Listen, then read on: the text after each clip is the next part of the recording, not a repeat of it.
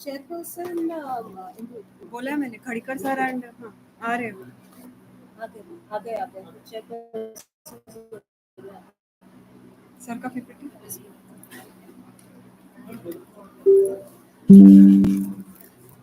Start करना है।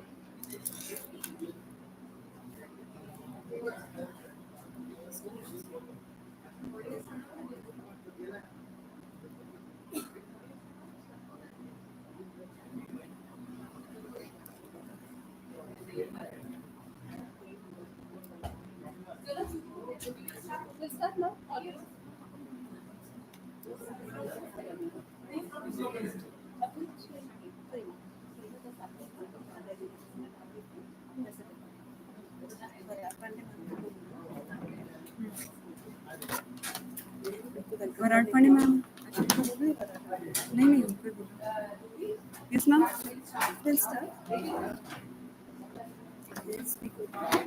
Sir का सुनने के लिए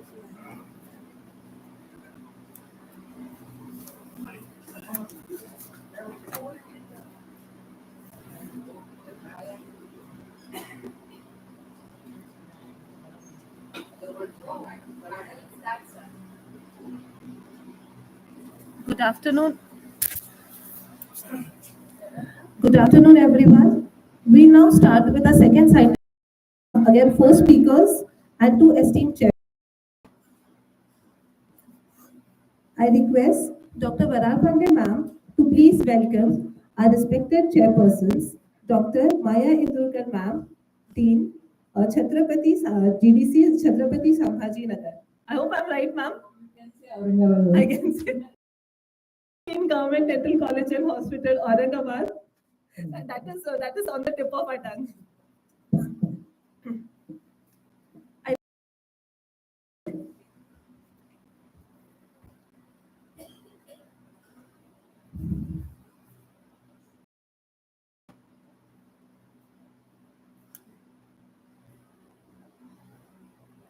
I request ma'am to please welcome our second chair, Dr. Arun Khadikar sir, Professor and Head of the Department, Prosthodontist, Government Dental College and Hospital, Nagpur.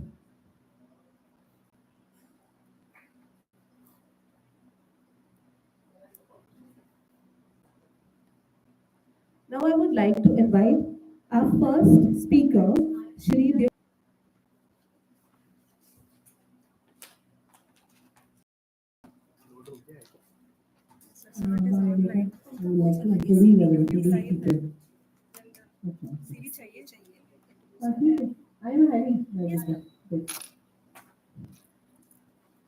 I'm having a student speaker, Devadat Dugli. Now, Devadat is Associate Professor in the Department of Biochemistry and Biotechnology at the Ambedkar College, Nagpur. He is a Certified Innovation Ambassador to the Ministry of Education in Government of India. He is a proficient in cutting-edge genome engineering technique. He has many patents. And he has also applied for many. Today we are here as a guest speaker. Happy welcome. Thank you, madam. Okay, so the topic that has been assigned to me, I hope I am audible. The topic that has been assigned to me today is regarding the IPR, that is the intellectual property rights, and I will try to navigate through certain aspects related to IPR. What are the different types of IPR during my presentation. Also, we will touch upon certain what you can say sections and subsections of the IPR Act that are necessary for anyone who intends to file for an IPR in their name. So let us go through the presentation.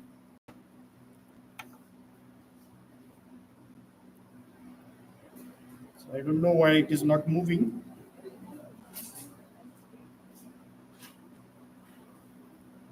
Just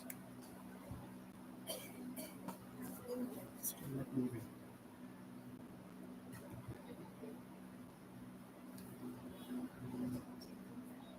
slideshow.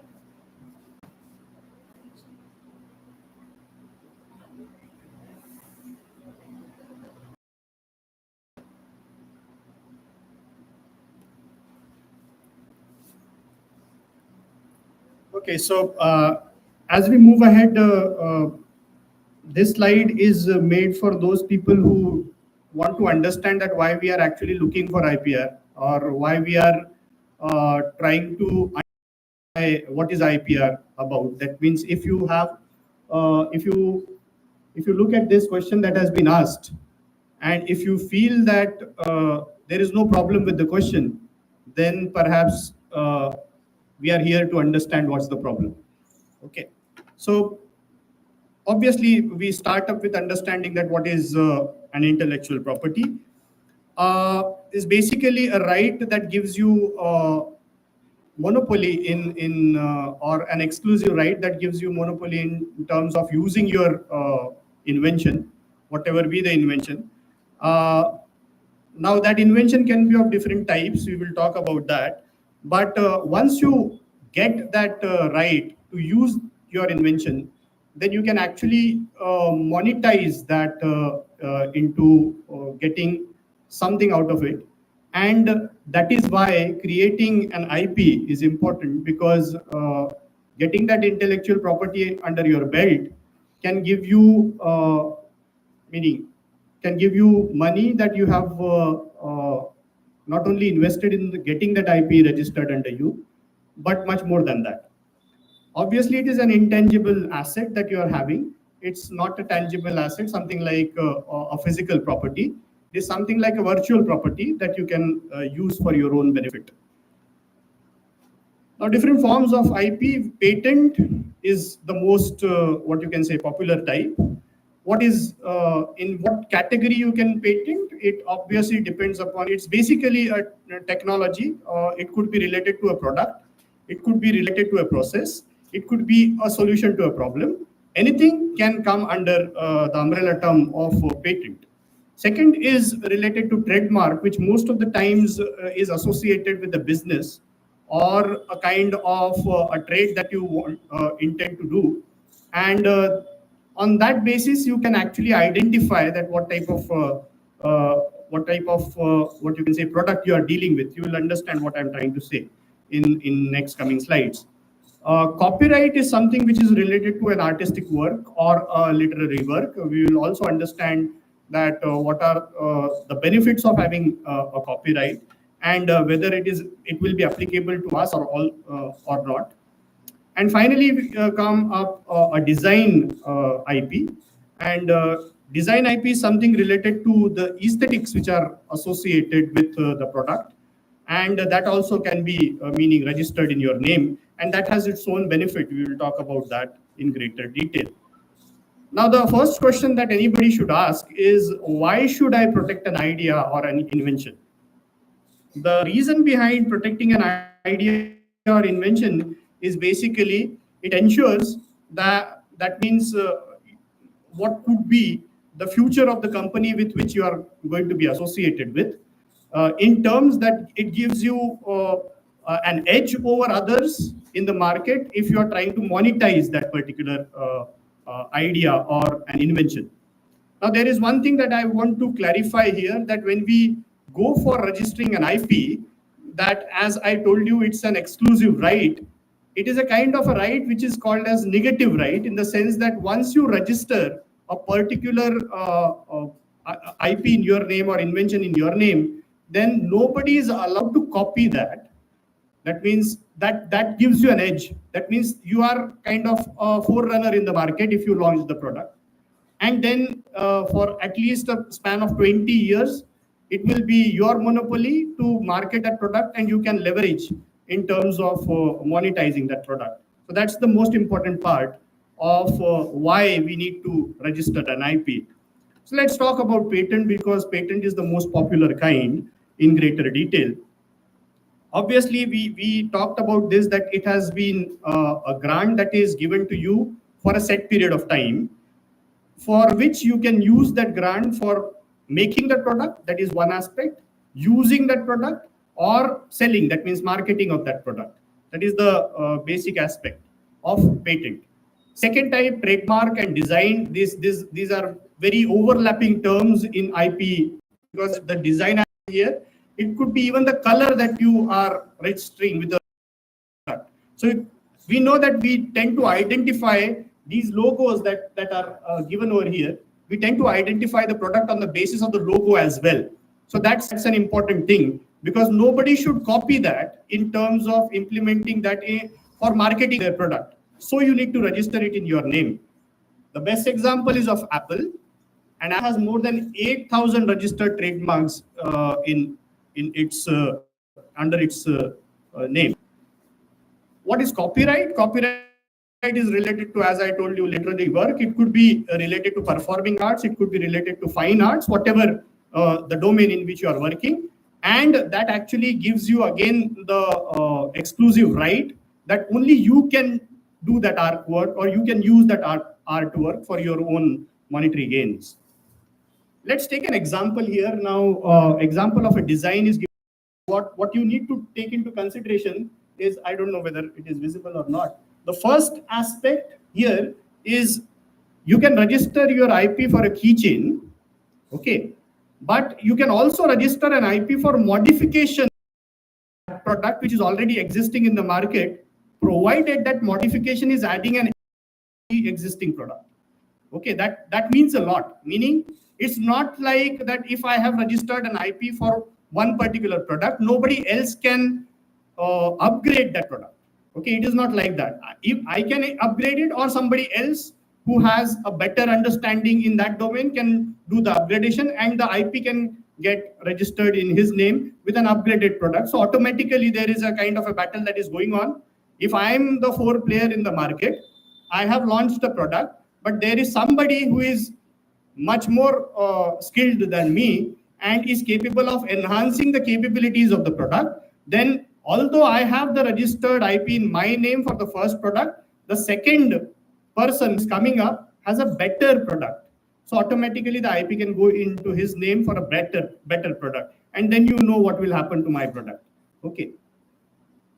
Example obviously is again of Apple.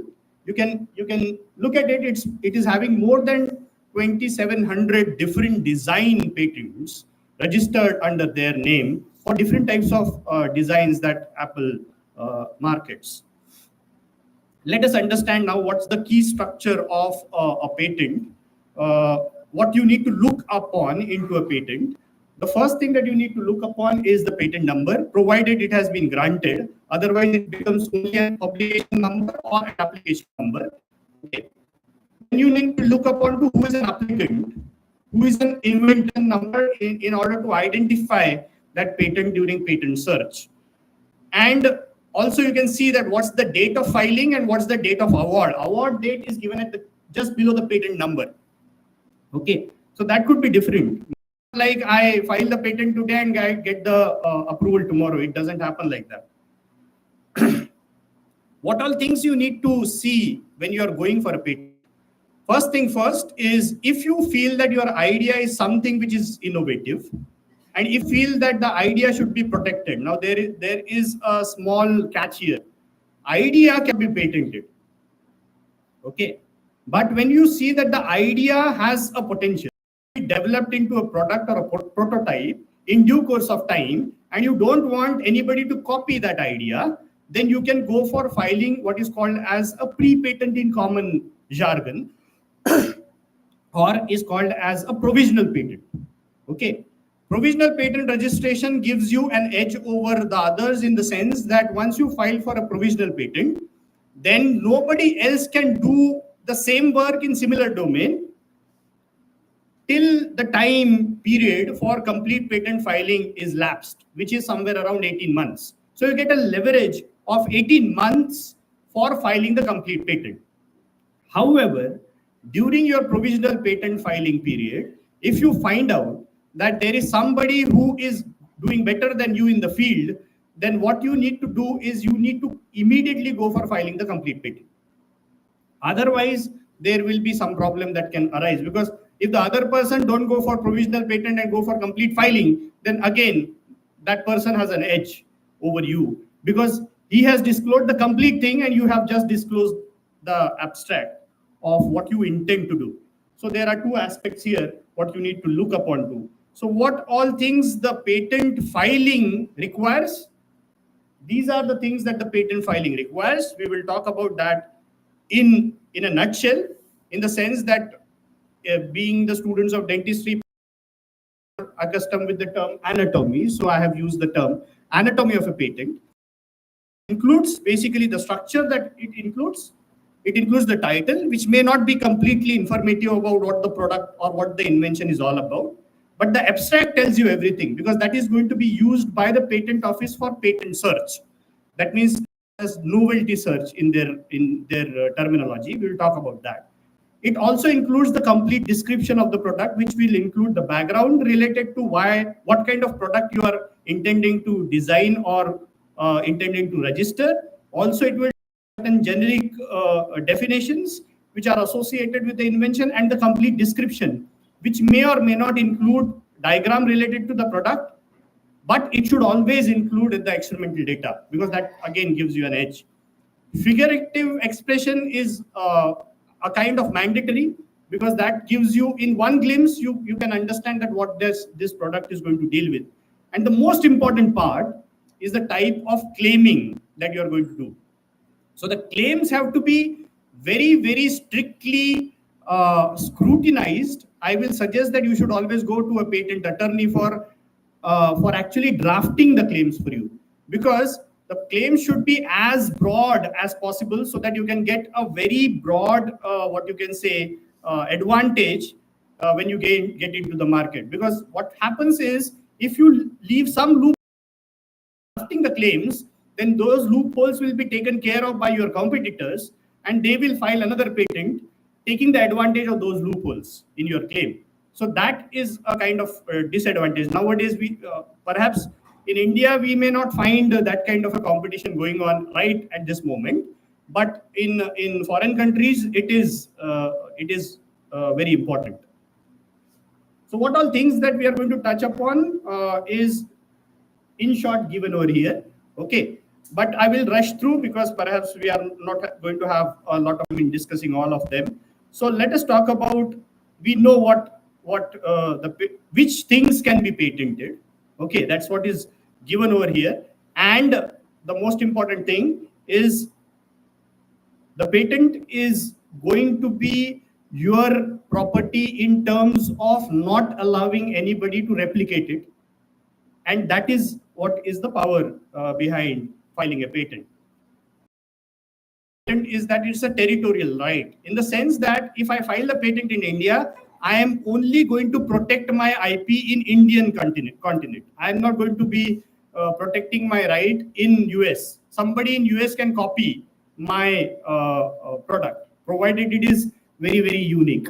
Okay, if it is just a copy of US product, then perhaps nobody bothers.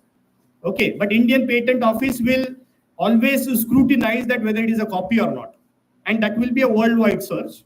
Okay, so ideally, what we normally do in India and what we normally patent in India is not that critically scrutinized. So if you now why we are going to be more what you can say focused on this idea is because in India we tendency that something that is foreign is very interesting and we need to copy that, right, in Indian market. So we tweak it a bit and then we file for a patent. But now Indian Patent Office has understood this very well and they don't allow it. Okay, even if you are protecting the right in Indian territory, they will see to it that it is not a replica of something which is already being sold outside. Okay. That is one thing. The second, obviously, we have talked about, it's an exclusive right to you for 20 years, so that you can have a monopoly in that particular domain for 20 years. Apart from that, one important aspect is related to what can be patented. This is the last point that is coming right from the Patent Act of India, that you can actually patent anything that is new, useful, non-obvious, process, machine, article of manufacture, or composition of matter, apparatus, method, new chemical entity, device, composition, process of synthesis, manufacturing, etc. Okay. So this is a broad, what you can say, area where you can file for a patent. In a nutshell, now we don't understand the legal language, right? So in a nutshell, what we are trying to understand here is what are the legal aspects of it, what are the legal benefits. I'm going to get a monopoly for 20 years. I will have to, however, disclose my idea for in a public domain. This is very important. There is something called as a trade secret.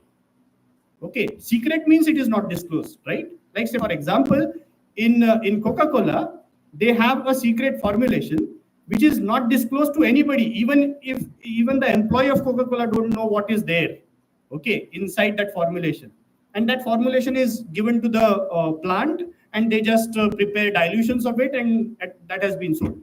So now there is a slight difference here. In patent, you are supposed to disclose the formulation. In trade secret, you are not supposed to disclose. Now, provided you are confident enough that your secret is going to last for decades, then only you go for a trade secret. Okay, that means you don't disclose it.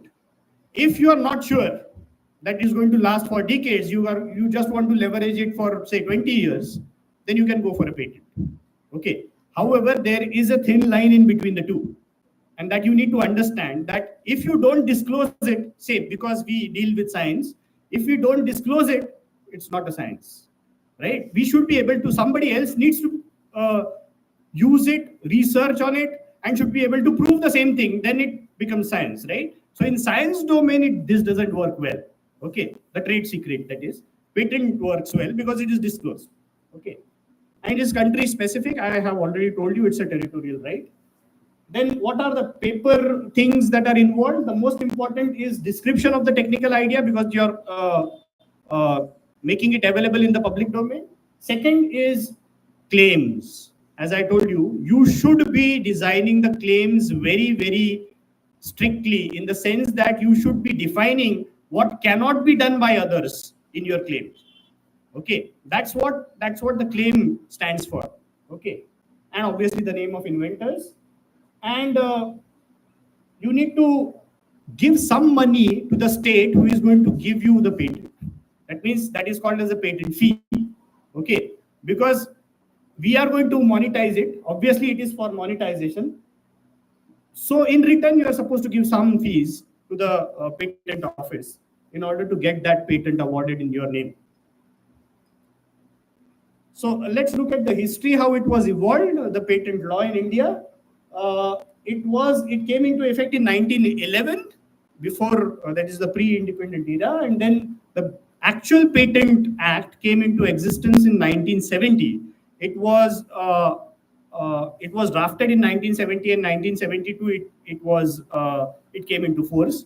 Apart from that, it was actually what you can say amended in 2005 in order to include certain technologies which are related to food, drug, chemicals, and microorganisms. Microorganisms is interesting. We'll talk about that in greater detail. And now, in present context, the patent law consists of 162 sections divided in 23 chapters. There are rules 138 number, and there are 1 to 30 different forms that you are supposed to fill. Now, not all 30, but it depends upon what kind of patent you're filing for. Before you go for it, you should know what is patentable also. That is called as patentability.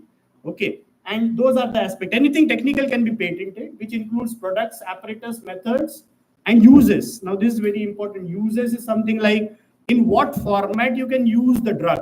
Now, we know that there are certain injectable formats, there are certain tablet formats, there are certain capsule formats. I'm not talking about the drug. I'm talking about the delivery of the drug. Okay, so that process can be patented. Okay, the drug, however, there is again a gray area there. We will talk about that. Obviously, apart from this, it should be novel. Okay, in the sense that there should not be any predicate already available. Okay, and it should be non-obvious. It should have an inventive step. Okay, now these are all legal jargons. Okay, but what I will convey with more emphasis is that it should always have an industrial application. Now, being in academics, I know that people are interested in getting patent, but they are not interested in leveraging or monetizing that patent most of the times. Okay, that is most important, however. Okay, because Indian patent is most of the times granted just as an academic patent. Nobody leverages it.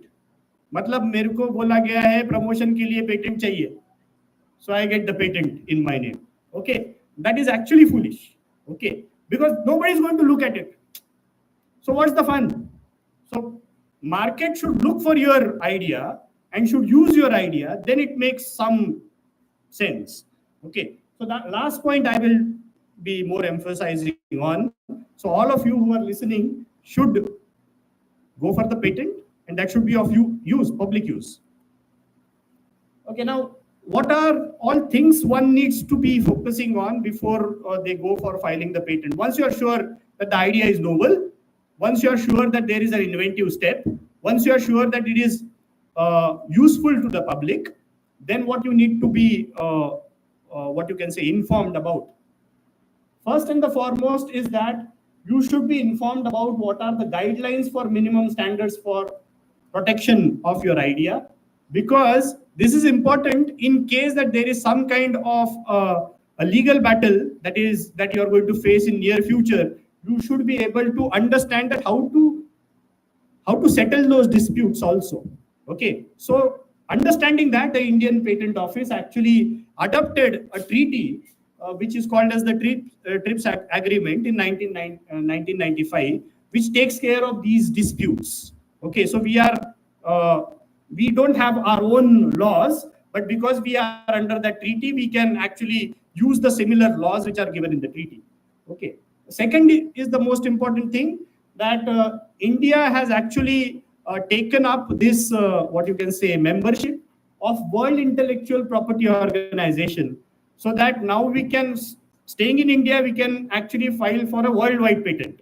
Okay, that means it will not be only limited to Indian territory, but it can be, that means applied for the worldwide application. And the last thing is,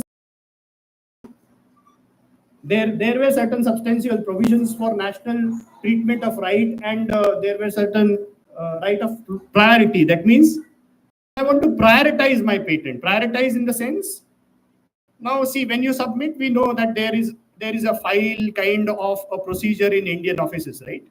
Kiska file upar hai? Obviously, that if you want to prioritize that, then there is a chance that you can do it now, because India has adopted that policy from 1998, and that is called as expedition. You can actually expedite the process of patent, provided, meaning if you feel that there is somebody who is coming up in the market earlier than you, and you want to get into market earlier than that person, so you should have an IP with you, so you can expedite that process, and you can get the patent granted to you high speed manner. In order to look at the world level, then you need to file along with Indian Patent Office, file a PCT application. PCT application is something like agreeing to the treaty that the World Patent Office will allow you to submit your patent application anywhere in the world during the period when your patent is getting examined in India. Okay, so that's a PCT application. And the most important thing, as perhaps as a student of dentistry, you will be interested in knowing that even microorganisms can be patented, but it comes with a rider. Microorganisms should be genetically modified. Okay, and if they are genetically modified, they should be deposited with a common depository. This International Depository Authority. They will scrutinize that this microorganism is really unique, not found in nature. Okay, something that is found in nature cannot be patented. I cannot patent my child. Are you getting my point? Okay, because it is a natural process. Okay, you can comment that, okay, that was not existing in the nature previously, but now it is in nature, and then I can go for patenting my child. It doesn't happen like that. There should be some genetic modification which the organism species is unable to perform in nature. Okay, And that is what, meaning there are controversies in this area. I don't want to get into that. But personally feeling, no genetically modified species should be allowed patenting. This is my personal opinion. Okay, because that's a living entity, and anything that is living cannot be patented. That's the unsaid rule of Patent Act. Okay, so but that's a debate that goes on. Okay, to understand that whether your product is novel, how will you understand that whether your product is novel? Novelty search or novelty test is the thing. No, you test, meaning either that should be disclosed previously. Okay, so disclosure is important, that the invention must not have been made available to public in any way at any point of time. Now, what I'm trying to say here, imagine that you're working in a lab, you came across something phenomenal and you want to patent it. Okay, but you were working with certain colleagues, right? And they accidentally spilled the beans outside that, oh, we have got something else. Okay, and now that is in public domain, correct? So somebody can go before you disclose the idea. So there has to be, in any lab, there has to be a CDA signed. There's a confidentiality disclosure agreement that has to be signed before anybody speaks out. Okay, so that that person can be prosecuted if you want. In India, nothing happens like that, but still, okay, that's a provision that you can have. And there's something that is called as a prior art. Prior art is something which is already in the literature domain or in the public domain, is already existing, and that prior art should be recognized by you that, okay, I have discovered something. I don't know whether it is innovative or not. Let us search and find out if there is a prior art existing. If there is no existing prior art, then I need to categorize that whether it is a invention or whether it is a discovery. Okay, if it is an invention, it is patentable. If it is a discovery, it's not. Okay, it's as simple as this. And nobody else should be able to do it except you.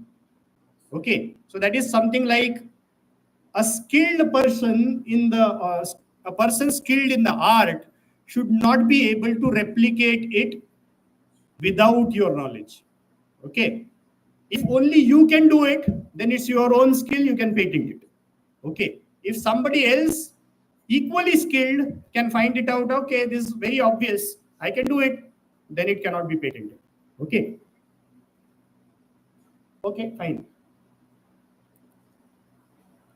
And there are certain important terminologies. I will not go through all of them. I will talk about applicant, inventor, and patentee. Now, these three are three different terms. Somebody actually thinks that all of them are same. But the applicant can be an inventor. Okay. Both, meaning both the columns can be filled in by the same person. However, many of the times an applicant is different. It could be a company. And an inventor is different who is working for the company. Okay. And patent is something which is what you can say, if you're not sure in whose name it should go, then it becomes patentee. And for some period of time, it is patentee, and then you need to change it to an inventor. Okay. So it's a kind of a short-term requirement that you need to fill in. Say you are going for what you can say, a pre-patent application.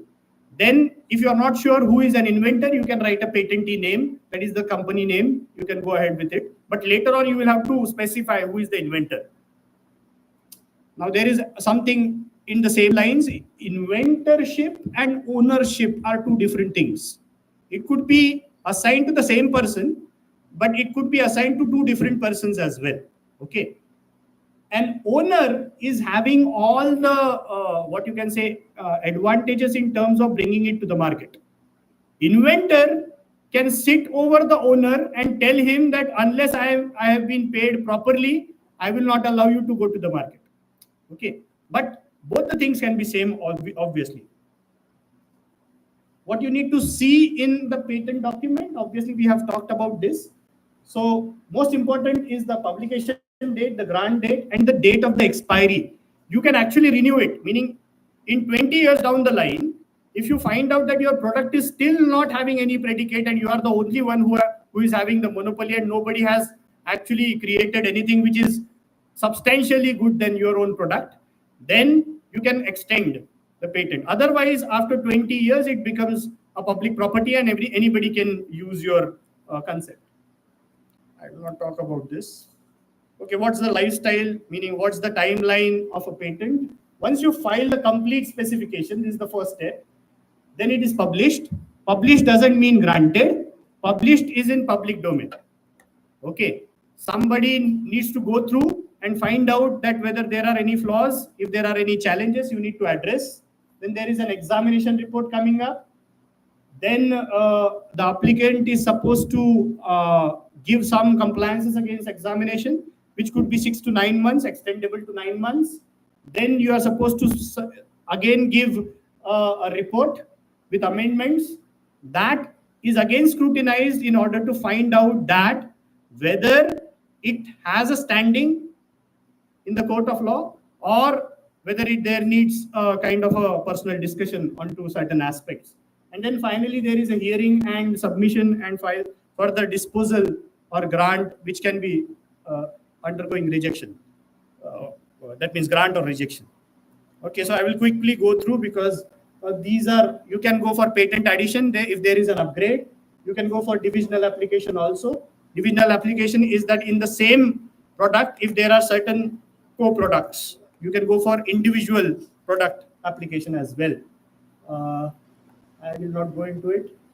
Okay, just an example I wanted to cite.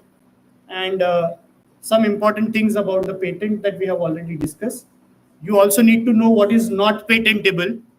Okay, and these are the things that you cannot patent. In India, it's different. In US, it is different. In Europe, it is different. So you need to be very sure. Okay, fine. I will not go into all this, but these are directly coming from the Patent Act, which is already available online.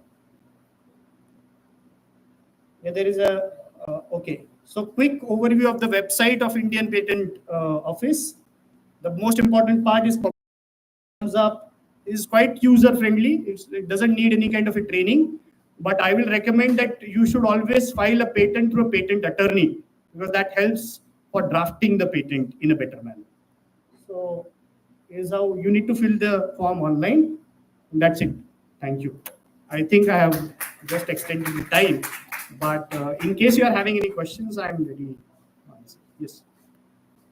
Specifically, life-saving drugs and life-saving vaccines like corona vaccines. Can you forget that?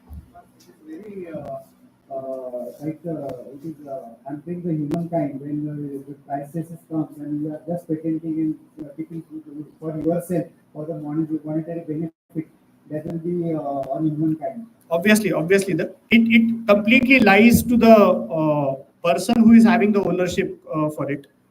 Okay, if he wants to make it public, no problem. It can be patented. The formulation can be patented. The process of manufacture can be patented. Okay. However, the drug molecule synthesis process can also be patented, but how it is used cannot be patented. Yes. Indian patent takes a lot of time. So many of them go in Australia patent. I have heard of it. So I don't know that people why they go for an Australia patent, because getting a patent in Australia is fast, but marketing a product in Australia is a hell pain. Okay, so they are quick in giving you the patent, but they are not at all quick in helping you to market the product. We would like to know the approximate cost for the Indian patent. It's not much. It's somewhere around 1,500 if you have an MSME certificate, or if you are registered under Startup India, it's just 1,500. But comes up with a rider. The patent attorney charges you somewhere around 1.5 lakhs. Just because he's drafting the thing for you. We don't have an understanding of legal language, what jargons we need to use. Okay. If you go for a normal patent filing all by yourself, it will be sent back to you 10 more times for redrafting. So instead of going for it, it's better that you go through a patent attorney, shell out a bit of more money because you are going to leverage it even otherwise later on. So the audience is having many questions, but I think Ritesh is there, and the time is very limited. I would like to tell the audience that you are a winner of many awards, and I would like to mention few awards. That is Young Investor Award in the year 2015, Research Excellence Award 2020, Young Innovator Award 2021, Best Young Teacher Award 2022, and the Best Patent Award 2023. So I would like to know which Best Patent Award, for what you received this award. The Best Patent Award was awarded for oral cancer detection kit, which is presently under clinical trials, and that is by using saliva as the mark as the body fluid. So it's just a 15 minutes test that we have patented. By using saliva, you can find out whether the person is heading towards oral cancer or not, even before the tumor appears in the oral cavity. That's the patent for which we got the best That's patent. great. So it will be very useful for us. Okay. Okay. Want to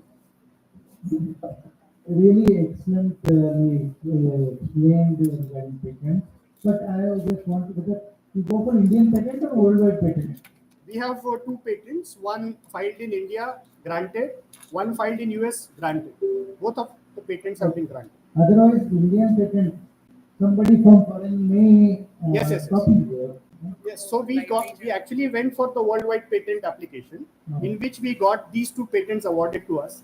We are looking forward for Europe because the guidelines are a bit stringent there, and we are not looking for Australia. Okay. Good. Thank you very much. Very It nice is to in hear. restricted mode ऐसा दिख रहा है. Thank you so much, sir. I request our chairpersons to please felicitate sir with token of appreciation.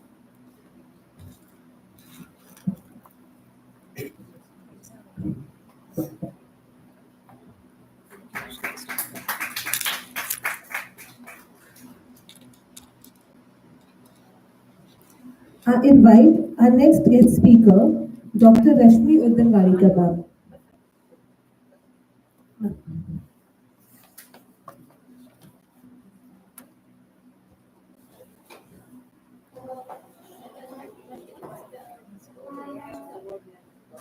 So our next speaker is Dr. Rashmi Uddanwarikar. She is a professor in the Department of Mechanical Engineering at DMER in Nagpur. She is also an associate dean in training and placement. She has a 26 years of teaching and research experience. She has supervised 10 doctoral and 34 master students, out of which 7 students have been awarded PhD and 3 are still working. She has 5 granted patents to her credit and more than 30 papers published in international journals of high repute. Several papers authorized by her have won the Best Research Paper Award in Conference Now. 3 books and 2 copyrights are published by her. She was felicitated as Inspiring Women Researcher Award in 2014 and the Women Innovator Award in 2019. So, Madam, hearty welcome to college. Thank you so much. I must appreciate Dr. Ritesh Koyaskar for so well organized program. Dr. Devraj just mentioned about filing a patent, getting a patent and leveraging it. So I am here to talk about how to leverage it. Incubate, go for a startup, start earning money. So thank you for your the foundation that you have created for my lecture. So thank you again for my introduction. So I'll try to be short, I'll try to be quick. All of us know this incubation startup is a buzzword these days. All of us have seen this sometime. What is the first thing that you get from this image? Small little eggs being incubated, right? So a mother is laying egg, a mother bird, and the new mother is so much excited to see her babies growing up. So eggs getting hatched and then a baby is growing up. she probably has a limited knowledge. Any new mother, talk about birds, animals, or human beings, they have limited knowledge how to raise the kids. But then they are extremely excited and they are extremely passionate about doing something new. So the moment my first patent was granted, I was really excited to have my own startup. And as we know, all of us are passionate about the products that we are developing. Like all the mothers, like all the parents are fond of their own kids. And we feel that our baby is the most beautiful and the most lovely baby. Same thing happens with all of us. If you see this image, I'm sure you know what is this. This is Mera Naam Joker, Raj Kapoor's favorite movie. So he thought this would be the best movie of his career. But till the time he was alive, this was a box office super flop movie. Nobody appreciated that movie. And it's today that the generation is matured enough to understand that this was a really good movie. So what I'm trying to convey here is the product that you are developing or the patent which is being granted to you, it's always a race against the time. Sometimes your product is much ahead of time. So there is no need for that product in the market. This is what the person feels. In that case, you can still have a startup create a need. Exactly like an iPhone. Is that needed? So those without iPhone are also surviving. But then somehow they have created a need to have an iPhone or an MRI machine for that matter. Before MRI machine also doctors were doing diagnosis, patients were getting treated. But then there was a need which was created if your product is ahead of time. And if it is back in time, so a product is coming in market which was probably required 10 years ago or 15 years ago. Then modify it and again showcase it, market it well and say that this is still used or this is still required today.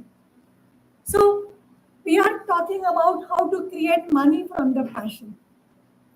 So once you're incubated, now you are having your own startup, say you are having your own company. And what is required in any kind of activity, event, organizing this one-day workshop, or playing a match on the ground is the teamwork.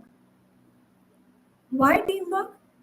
A team is made out of say 5, 6, 7, 8, 10 people. So when I asked Dr. Kavaskar, please arrange for my pickup and drop, and he immediately asked somebody, go and pick up. And then somebody should attend me here and then somebody should bring me here. Exactly in the same way, on a cricket ground, we know there is a captain who is monitoring the entire thing. And then there are a team of bowlers and batsmen and fielders and wicket keepers. So this is very much required in a company also. Who will be executing? Who will be financing? Who will be marketing? Who will be managing the accounts? Who will be managing the stores and purchases? So many a times, what I have seen from my students is they get a patent, they have a startup with only 2 members, both are friends. Both of them are doing bowling and batting both, and then starts the playing game. So you should have done this. I thought you will do this. So that is not which will help you go ahead with a startup. And so any company, any startup must have a teamwork with a well-defined rules. So we know about all these terms, what should be the roles and how much defined they have to be. So a salesman is looking only after the sales, and then HR is looking only after recruiting the personals who will be working in that company with a little overlap. And a CEO would be one who will be taking care of all these small departments so that they are properly managed. So this is exactly like any other process or any other biological process for that matter. We are eating something, it gets digested, and then the way lung or kidney or stomach or heart, all these organs, they are working. Needless to speak about this in this campus. So how these processes, they are interdependent and they are still working in its own domain. Exactly this is what is required in any company, any startup. So they are interdependent and they are also independently working. So a startup, when we talk about, you have an idea, you have a product in place, say. Because I've come from a mechanical engineering background, I talk more about the products. Because I have had 5 patents which were announced and a 6th patent which I received yesterday along with Dr. Datarkar, again a product. So with a product, if you start a company without giving an insight into this is the product and this is my company, will this survive? There are lot many other parameters involved when you talk about a company. So you have an idea. You also need somebody who is investing into it. So finance is very much important. If you have a huge finance, say we have an incubation center at VNIT, which is CIVN, Center for Innovation at VNIT. So if you come up with a product and if you say, I want to have a startup, my institute will give you initial funding, a seed money kind of. Now you have money, you have a place and you have a product. But do you know how to do business? Do you know that every 6 months your product need to be upgraded or updated as per the demand of the customer? Do you need that? It requires huge planning. Do you know that it requires innovations? You have to add more and more products. With one single product, you can probably survive in this market, in this fast growing economy, for probably 2 or 3 years, not more than that. So there has to be innovation, there has to be development. So there are so many uh, parameters in a startup, and you have to prioritize which one is the most important. Whether marketing is most important, where customer feedback is more important, or your raw material is important, or your HR is important. Everything in place, but there is nobody to execute. If there is no operating or the worker who is actually working at the shop floor, actually manufacturing, even if you have hundreds of orders, it's of no use. And so there has to be a preference or a priority list.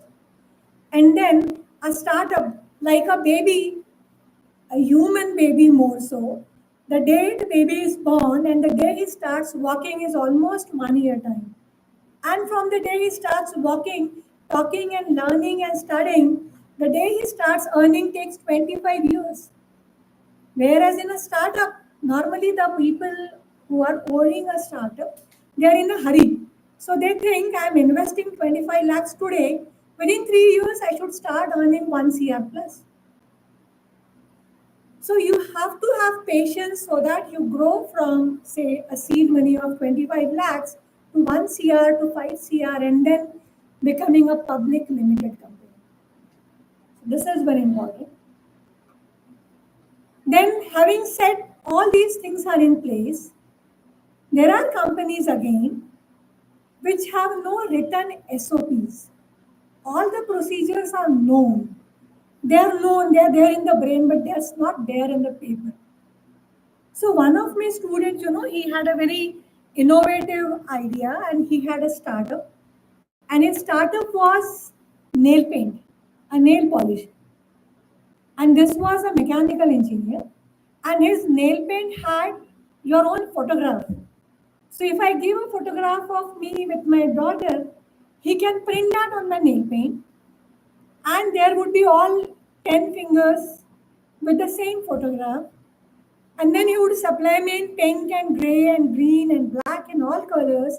So I can match those nail paints, kind of a sticker, with my dress. So because there are few girls who are really fond of this, he thought there would be a huge market. So if I am a customer, I purchased it once and twice and then I was satisfied. I didn't go to him again. He said, ma'am, I'll give you complimentary because you are my teacher. I said, yeah, I'm done with it. So do you think there would be a huge market? a new girl, a young girl, a girl getting married, she would buy this product for first time and second time, that's it. So then you have to explore newer and newer customer. So we want a product which the customer will be using now and he'll be using or repeating the order maybe after every 2 years or after every 3 years. And if there is a repeat order asking for the same specifications, do you have the process? Do you have the operating procedure which is standardized? Is there a chance that you can duplicate the same thing again? Or if the main person who was working, if he leaves the job, you hire a new person, is he aware of what are the SOPs? So this is again very important, as I say. So your ideas should have an SOP, your processes must have all the procedures written. How do you purchase, whether you pay in advance or whether you pay 50% in advance, whether your payment is only through DD, online payment, you cannot have different kind of transactions with different kind of vendors or suppliers. How the marketing is done, in India and the way it is done in Middle East and way it is done in Europe, it's different. So you have to have a marketing partner who are dealing with those kind of customers. And then what is profit? Whether 5% is profit or 50% is profit. And whether you are sharing the profit amongst the investors, celebrating, having party, or you are investing it again. What percent of the profit is being invested again? So this also needs to be standardized. So there has to be an SOP for this as well. And then there has to be a future plan. So you cannot continue with the same SOP for years together. In all the academic institutes, all the professors would agree, we keep on updating the syllabus. You cannot teach the same subject and same syllabus which you were teaching in 1970s even today.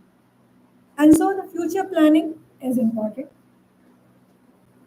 Now, having said all these things, there can be still so many things going wrong. So what can go wrong? With all these things in place, perfect SOPs, perfect planning, good product, something can still go wrong. So what is going wrong if there is no profit, if there is no market, or if your product is failing? This needs to be identified by the team who is having their business. You have to think over it whether this is sustainable. Should you carry forward the same startup? Should you come up with new products, or it is a good time to close? Whether it's a good time to close. So all the players on the sports ground, when they are at the helm of their career, they normally decide to retire because they wish to retire when they are in maximum demand, not when they are no more in their playing in the good form.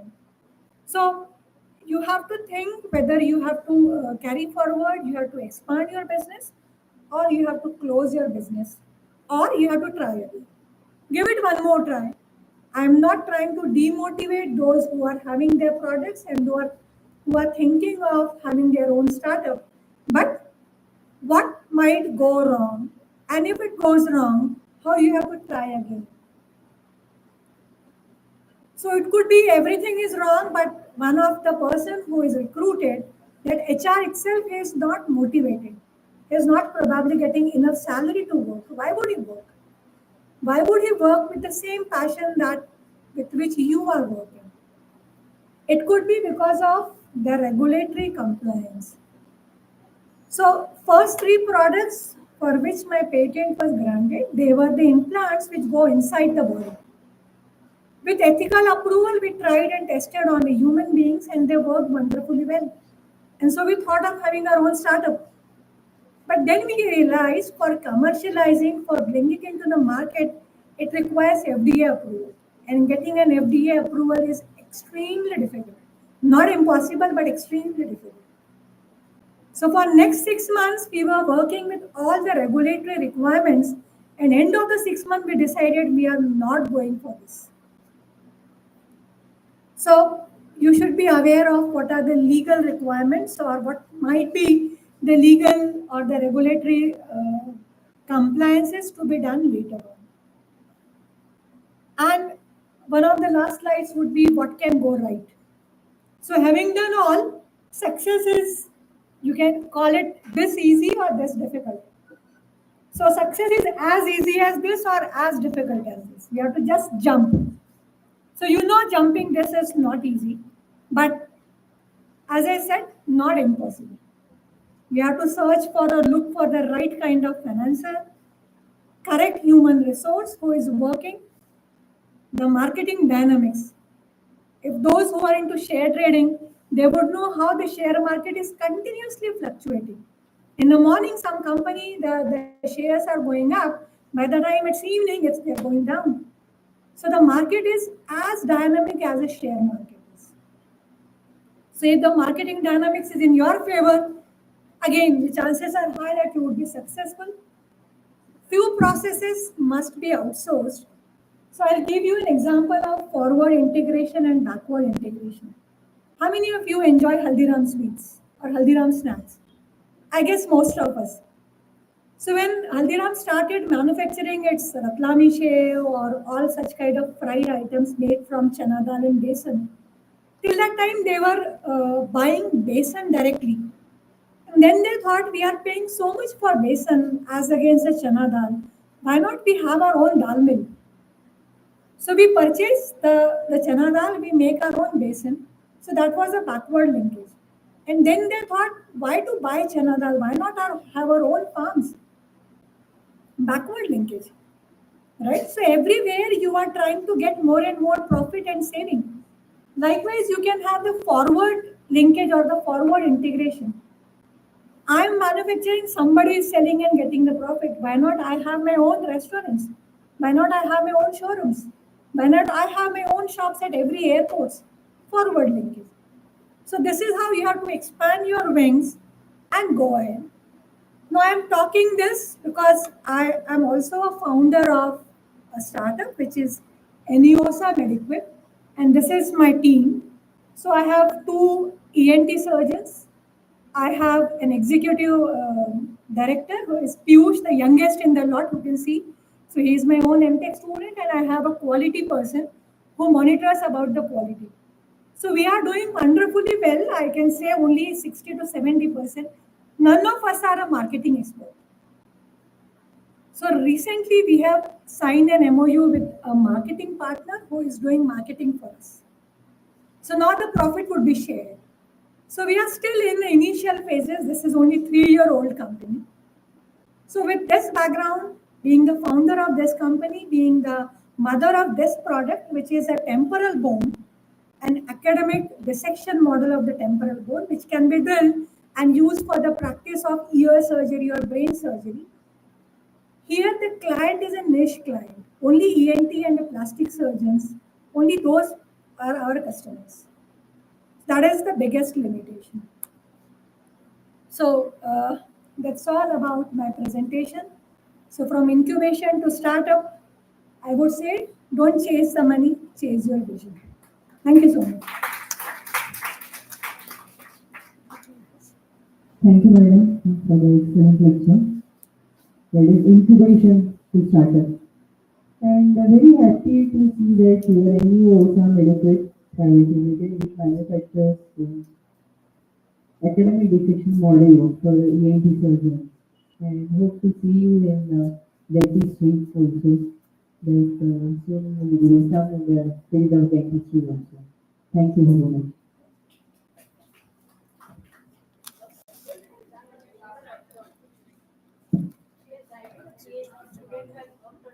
लगा दे.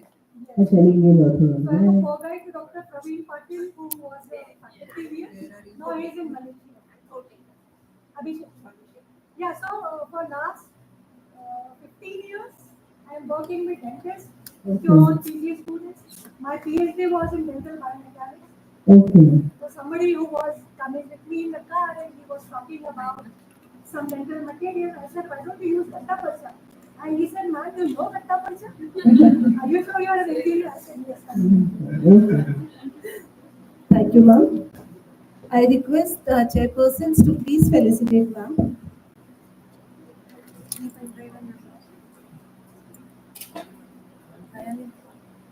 उनको को felicitate कर रहे हैं ना.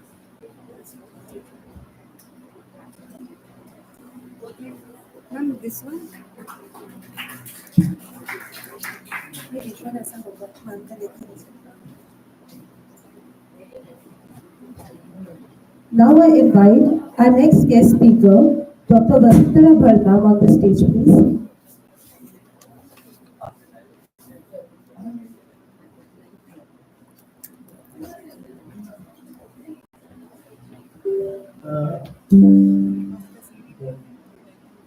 Dr. Vasudha Bharnam, madam, next speaker. I think everybody knows her because she is originally from this institute.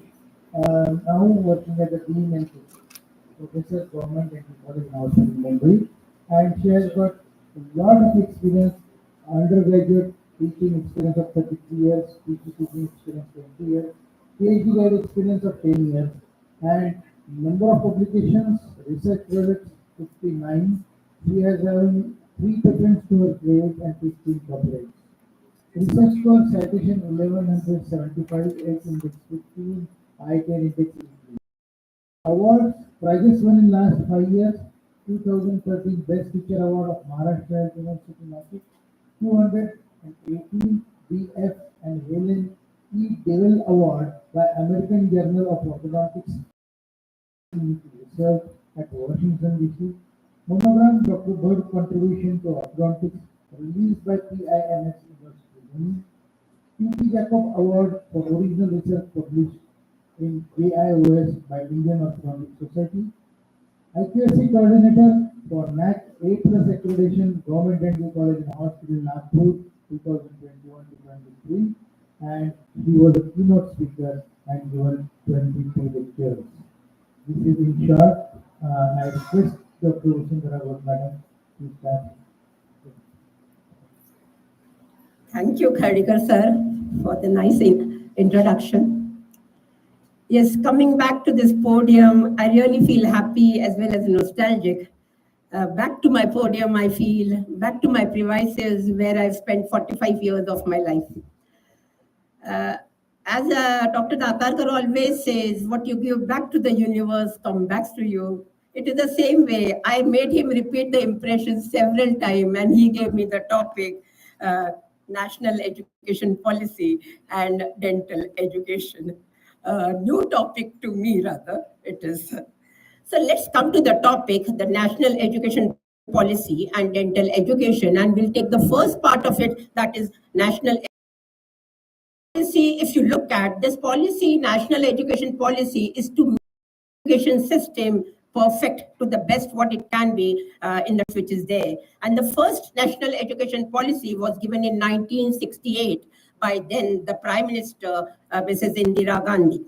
After 18 years then, in 1986, the second NEP was launched by the Prime Minister, Rajiv Gandhi. And then after 34 years, the third NEP or the National Education Policy was launched in 2020 by now the Prime Minister Narendra Modi, and the committee which made it was Dr. Krishnaswamy Kasturirangan Committee. If you look at this NEP 2020, the latest education policy which is there, this is the first education policy of the 21st century. It is revised to keep pace with the fourth industrial revolution. And what does this fourth industrial revolution state? Revamp, re-energize, and readjust the current educational reforms. This new education is right from the KG, from the nursery till the higher education. So it has totally changed the pattern in which we have learned. We have learned all through a 10+2 pattern. But this new education policy gives us 5+3+3+4. What does that mean? That a child of 3 years to 8 years will have a foundation stage. So this will be up to the second class where he will have an exam. Then there will be from 8 years to 11 years, there will be a preparatory stage, that is 3rd, 4th, 5th. Then there will be a mid stage, 6th, 7th, 8th. And then secondary stage where they have clubbed 9, 10th, 11th, 12th. This is how the school pattern will be. So this is what is given in the new education policy. Now, if we look at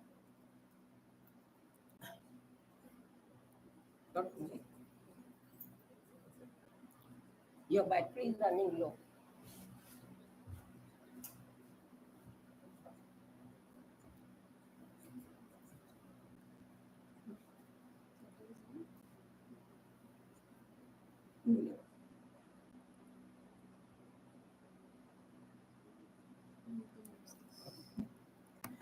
So this NEP 2020 has 5 foundation pillars.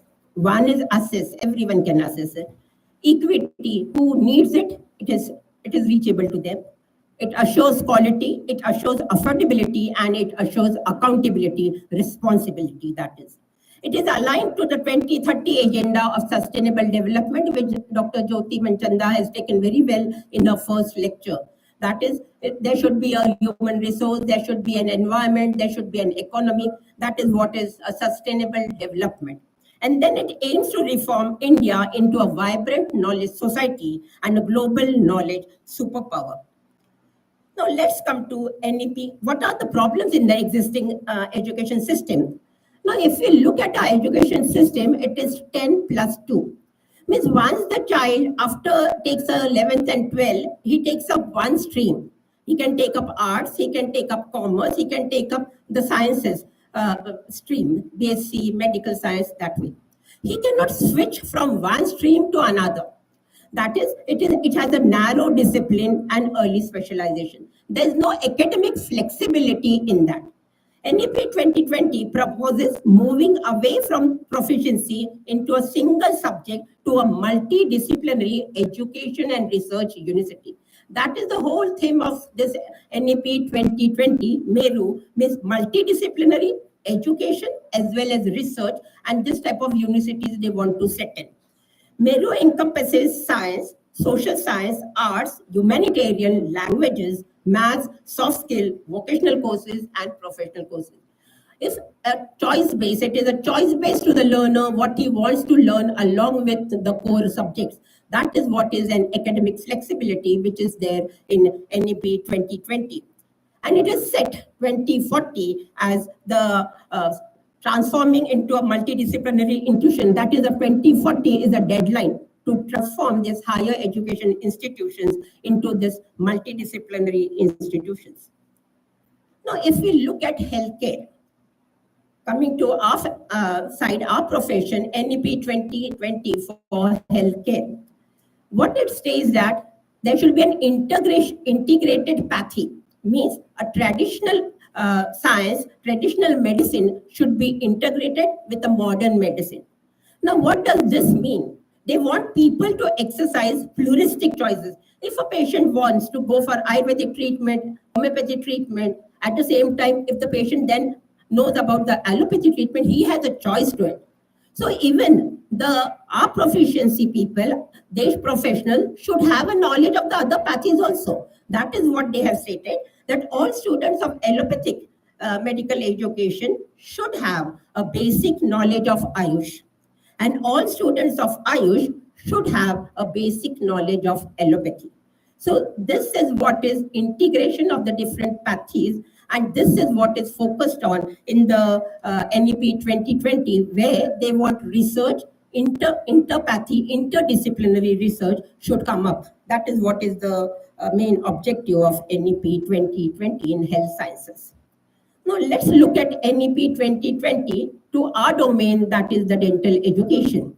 And it will be covered under these 7 heads. What about the curriculum? What about the pedagogy, the examination? It has an academic bank of credit. It also speaks about student wellness, internship, and internationalization of the students.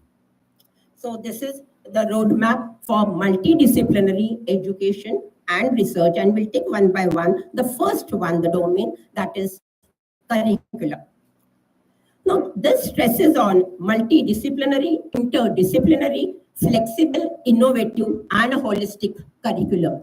So the curriculum is so framed. The word holistic we normally use several times in speaking, in our text we use it. That means the mind, body, and spirit, they should all be considered of the learner, of the patient, and everyone. You need to consider everyone as a whole, looking at all these things.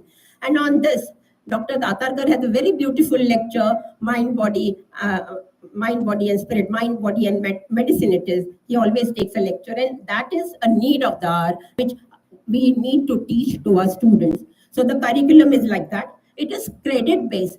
There are choices, courses, choice based courses to which credits will be added. That is what is there. There should be projects. Community based teachings should be there. Community based engagement or services should be there, which we normally have in our public health department, but they have focused more on it. The education should be value based. It should add values beyond your class, four walls of the classroom. That is what is a value based education. And autonomy to the dental institution and faculty to innovate the curriculum. Now, I think this last sentence, autonomy, to us, since we are in a government setup, since we are affiliated to Maharashtra Health University, I think this autonomy will be with our health university. Only thing, suggestions can be put forward by our faculties to them, which they will have the right to put it into the curriculum. That is my meaning of autonomy for our government institutions. There's a drastic change is expected in the dental education concerning outcome-based learning. It is an outcome-based education to enhance the employment opportunities for the future generation. The student must have a holistic knowledge on all the domains. That is, existing main subject, which will be the core subject, and the supplementary topics, which I'll explain in this figure. So the dental subjects will be divided into must to know, desirable to know, and nice to know. We all do this, even for our syllabus also, what is must to know. So here the curriculum must to know is core courses. The core courses which are there, which we have now, all subjects are courses. Program is BDS, MDS, PhD, these are the programs. So for every program, we have a core of courses. So that will be a compulsory curriculum and which is expected must do. Then elective courses. The student can take up the courses of their choice or we will give them options. These are the courses available as community engagement, global citizenship. This I'll be taking in detail. Environmental education. This is desirable to know or nice to know. He should know about the basic life support. He should know about the infection control. So these are all desirable to know, nice to know. And then this core dental subjects should be horizontally integrated with the value-based education. Now, what does this horizontal integration mean? As we have started add-on courses. For a first BDS, paleodontology, because they learn dental anatomy. For the second BDS student, communication skills, behavioral management. So this goes with that because they will be going in third year for the case history and clinical examination. They should know about this. How is the communication to be done? Those communication skills need to be taught before they go into the third year. The code of conduct should be taught. So this is horizontal integration. Forensic odontology is then clubbed with oral pathology in the third year. So this is a type of core dental subjects which should be horizontally integrated with value-based education. We need to teach them dental ethics by the time they go into the clinic. Code of conduct by the time they go into the clinic. So this is how is the horizontal integration of these elective courses should be done. And then the focus is on interdisciplinary research, that is allopathy with other pathies. A research should come out so that a patient has a choice for it. Then the next is pedagogy. Now, pedagogy often, this is an exercise in the MDS exam. Yes, we expect an extempo.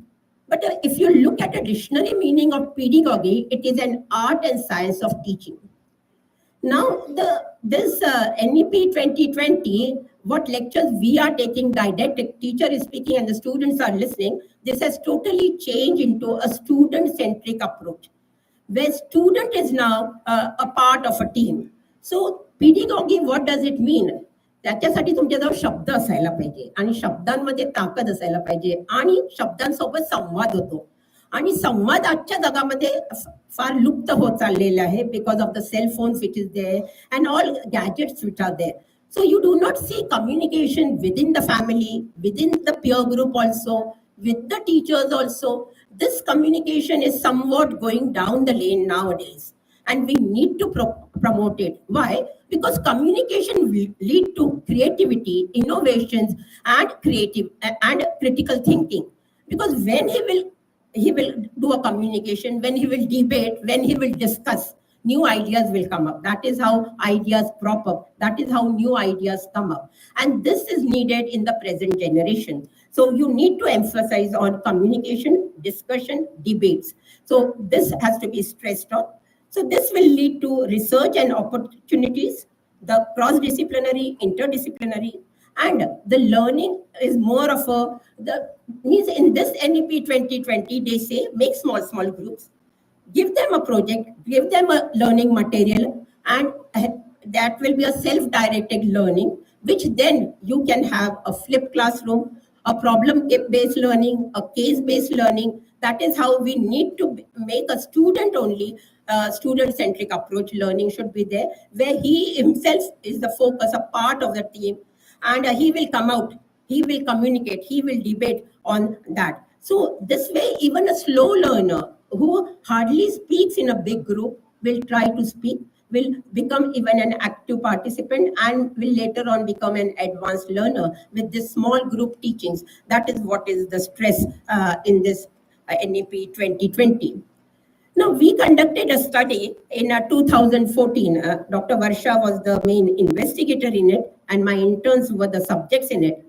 Now, normally, if we look at our syllabus, nowhere it is written how a communication should be done with the patient or with the other specialty doctor of another department. Nowhere a verbal communication, a training is given. Nowhere a non-verbal communication. That also plays a very important role. Your body language, how you stand, how you speak. This is nowhere mentioned in the textbooks. And even a communication writing, when you want to refer a patient to another department, very haphazardly the students write down, though we tell them this is the way you have to write down, this is the way. But still, when you are referring a patient to another department, you don't get very important findings in that. At times, you have to refer the patient to a physician also. So there should be a proper protocol, a proper training to be given for this verbal, non-verbal, and communication writing. And therefore, we conducted this study where a questionnaire was filled. Students were asked to fill a questionnaire before the training. We gave them a training, and then a post-questionnaire was filled. And what was the conclusion is, there's a need of inclusion of communication skill in the curriculum. This was an article in this Journal of Education of Higher Sciences, and April 2015. And it states that there is a need to include in the communication skill in the curriculum. Formal education of psychology for verbal and non-verbal communication and training for written communication is the need and will be a benchmark in a dental education. And I feel really happy the NEP 2020 now gives importance to this communication, how it should be. So with communication, there will be a quality learning and 4 principles of education will be attained. Now, according to this NEP 2020, online platforms should be used for learning. Online platforms like Swayam, NPTL, which is there. NPTL is a very beautiful platform where 7 ITs have come with the beautiful modules on basic sciences, humanitarian, engineering, and you can take up any of the modules at any time, anywhere. And very beautiful lectures by the experts are there. I think you will love listening to those experts of the nation which are there. Very beautifully those modules have been explained, and then you have a questionnaire. And that question test, you can repeat till the performances to the expectation or to the benchmark goal. That means the newer education policy does not decide on pass or fail. Give a learner an attempts to improve. That is what he says. Give learner an attempts to improve, and he will learn at its own pace. So it takes principles of 4 education principles: learn anywhere, learn anytime, personalized learning it is, and student-centric learning it is. And 4 C's of learning have been more stressed on in this NEP 2020: communication, collaboration, as we had a very beautiful 2 lectures before, collaboration. And with both the departments, the biochemistry department of the Ambedkar College and the VNIT mechanical department, I had many research with them. And one of the research with the Ambedkar College, which won the PP Jacob Award, the gene sequencing we had done on Metrolin 1. So this is what is a collaboration. We have many collaborations. GDC Nagpur has collaborations with many of the universities or many of the other departments which are there. Critical thinking, yes, it makes you think. Critical thinking. That is what I asked morning to the lecture on artificial intelligence. Will human thinking will be replaced by artificial intelligence? Human intelligence will be replaced by artificial intelligence. He said no. But to quote you one example, we come across so many experiences in our daily life. Just a few minutes, I'll just take on that. Just 2 weeks before, one student committed a blunder. Blunder means he made an timetable of the exam, floated in his group with the logo of the college and everything. And it was hardly for 30 minutes, but one of our faculty came across this. From where did this exam timetable came? Then inquiries were done, we asked, we did everything, students were called up. And then we asked the student, okay, fine, he accepted the mistake, fine, write an apology letter. When the student wrote an apology letter, what he wrote is, I hope you are fine. I understand the problems which you are facing, in very, very beautiful, flowery language. This was an apology letter. After reading that letter by our college council, we really were surprised. So beautiful, the word, so beautifully it was stated. Was it really an apology from the bottom of the heart? I don't feel so, I said. I just asked him, from where have you made this letter? Is it through AI? He honestly accepted ChatGPT.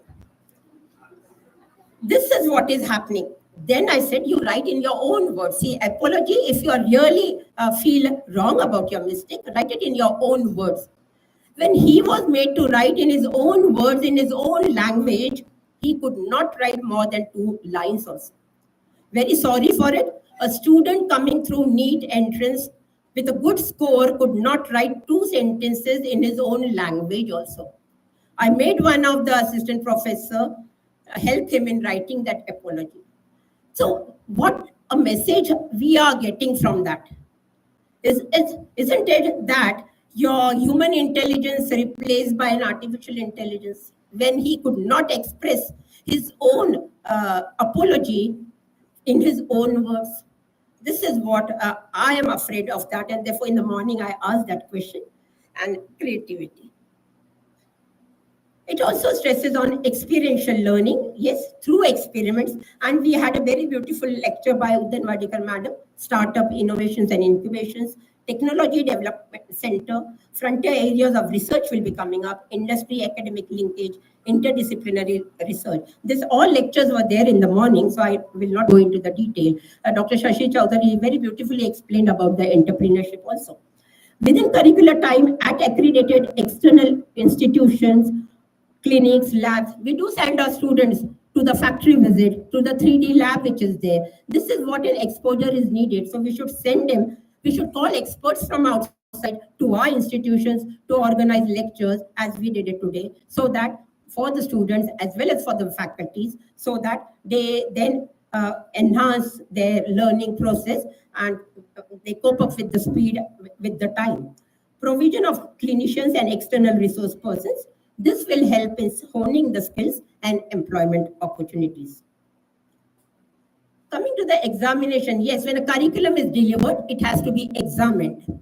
Now, we at present have a final exam at the end of the year. That is what is a summative exam. NEP 2020 is against the summative exam rather. They say the student or a learner is, learning is a process. For the student, for the faculty, it is a continuous process. It needs to be continuously assessed.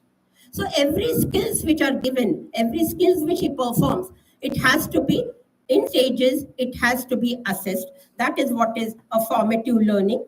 And therefore, we have this work-based assessment. Everyone knows about this, OSCE, DOPS, structured oral examination, mini clinical examination, and it has to be graded. You give a grading, as GDC Nagpur has come up with a star. Stars are given, 1 star, again improve, 2 star. So this is how we motivate the student that yes, you have to go reach 4 star or 5 star in this exercise. So you give that student a pace to learn at his own speed. He will be a learner in that pace, and the fast learners can move ahead. So that is what is there. The slow learner can take long time. He is not exited. He is not said, no, now stop. And your years will waste over here. Your time will waste. No, give him a time. Let him learn with it. And what happens when you have this type of assessment, even a slow learner after a certain time catches up the advanced learner. This does happen because some take time in the initial phase to understand a subject. Later on, with time, he takes up the speed. जैसे train ले लेता है गाड़ी की speed, and he moves ahead. That is what is our observation. So, advanced learner can give exams early and move on to the credit courses, as we do always in our preclinical exercises. Those who complete the preclinical exercises, we then shift on to the clinical work. So that is how is you can then give them projects for research. You can then ask them to do this online learning platforms or give them some course material, elective subjects which can be given, and he will then be always an advanced learner. So learn at your own pace and gain credits. That is what is the policy.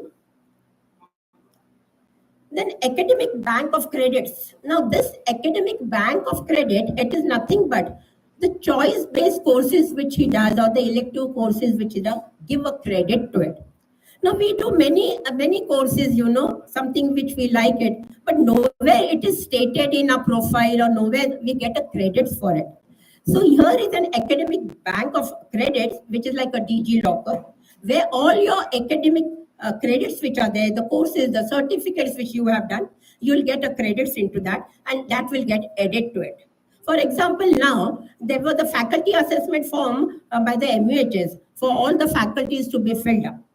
Yes, when they fill up, they come to know that in this 1 year, how many publications I have done, how many lectures I have taken, how many training programs I have attended. So this is, you are assessing your own self.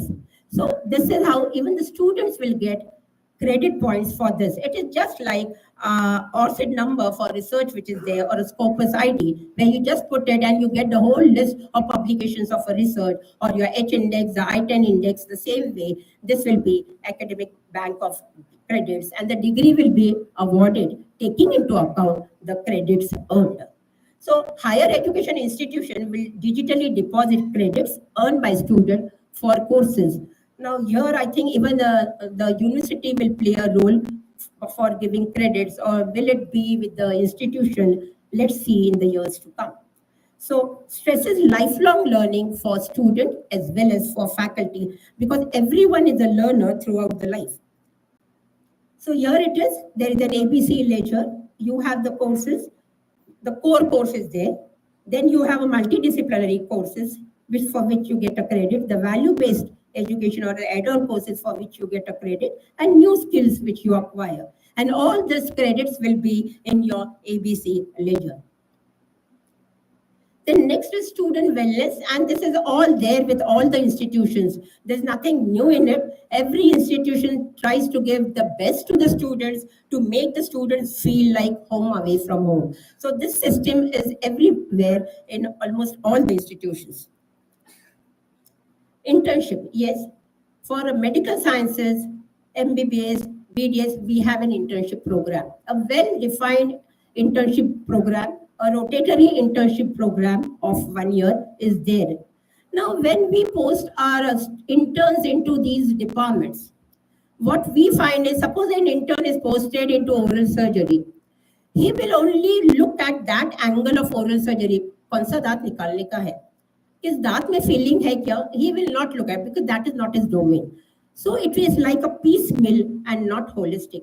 You have to look at a patient as a whole. He is a patient with all different oral problems, and let us treat it as a whole, shifting from one department to other. But Therefore, this NAP stresses on comprehensive dental care, that is one patient, one doctor, and which we have started in the Public Health Department of the Government Dental College, Nagpur, where everything, one patient will be treated by a one doctor, one intern for everything, the caries, the extractions required, the gingival problems if they are there, for the prosthesis also, he will make his all efforts to give the best on that RCE treated tooth also. So that is how, because this will be a scenario when he will be moving out in practice. So that is what is the concept, one patient, one doctor, a comprehensive patient treatment.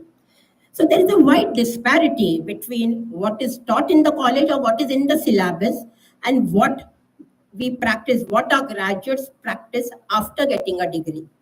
So I conducted a study in 2016 that professional attitude and behavior, effect of professional attitude and behavior. Means here I took up areas, theory and practical, which is taught. This was for the postgraduate. The curriculum which is taught, how much it is practiced when they go into the real world. For example, we have a myofunctional appliance exercise, the first exercise of the first day of an MDS exam with a high weightage, 50 marks. And how much the student prepares fully, 95% theory is prepared. Some colleges do not get many patients, so he will be at 80% in the practical. But how much he practices when he goes out into the practice, hardly 30% myofunctional appliances are given in practice. That is, the syllabus is more exam oriented, the students are more exam oriented. But if you look at orthodontic patients, a wide variety of patients, almost 75% of the patient in the practice need that treatment approach, where you need a surgery as well as orthodontics. But how much you have prepared that student or that residents during their postgraduate program is, he has hardly, in some of the colleges, hardly has seen a patient of orthodontic surgery. Here we are quite fortunate enough when Dr. Datarkar came, n number of surgeries were done. And that is what is there. But in some of the institutions, really, they do not have, because it is not mandatory to show one case of orthodontic surgery. So they won't go for it also. And then in practice, almost 70% of the patient need that treatment approach. So we found that there is an inverse relationship between what is taught and what is practiced. And that is the need of the hour. What is practiced, those skills should be very well taught or should be covered in the curriculum. So the best time for learning is during the internship, as we all know about it. Time to make the intern industry that is ready to be out in the world and practice. Short clinical courses can be organized, and this is it, implants, rotary endodontics, post and core, smile designing, that is aesthetic designing, aesthetic smile designing, advanced radiography, tobacco counseling. Family dentist is a concept and which is the need of the hour, which I feel, because initially we had a family physician. He would give a correct advice where, who you should go it. Now everyone looks at its own domain and try to do an experiment on the patient. No. So this family dentist training program should be there. Soft skills, bioethics, practice management. We also prepare a student for the competitive exams by a career guidance course, which is there in all the colleges. And foreign languages, if he wants to go abroad. He should learn these foreign languages during this internship period only. Why waste time? So it is a time where he can make use of this period to get allied knowledge. Also, interprofessional training, that is geriatric, differently abled patients.